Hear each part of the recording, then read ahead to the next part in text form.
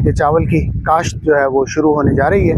तो इसको हम सिलसिलावार जो है ना पिकनिक पर शिफ्ट कर रहे हैं इस फील्ड को, और आज इसका शिफ्टिंग का जो है आखिरी मरहला जो है वो स्टार्ट हो चुका है। इस वक्त मेरे पीछे देख रहे हैं पनीरी जो है वो हमारी तैयार है, रेडी है बिल्कुल।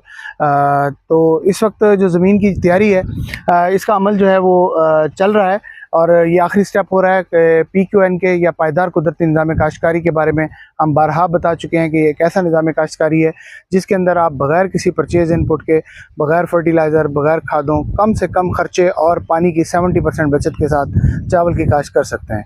तो इस वक्त ये रेस बेड के ऊपर इसकी काश्त होगी। पहला मरला जो था इसके अंदर वो ये था कि इस ज़मीन को जो है ना वो इसका हार्ड पैन ब्रेक हुआ था।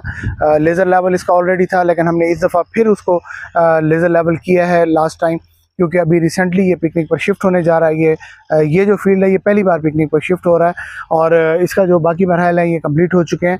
तो लेज़र लेवल कंप्लीट हो चुका है। इस वक्त इसकी मेरे पीछे आप देख रहे हैं कि इस वक्त ये कल्टीवेशन स्टार्ट है पीछे।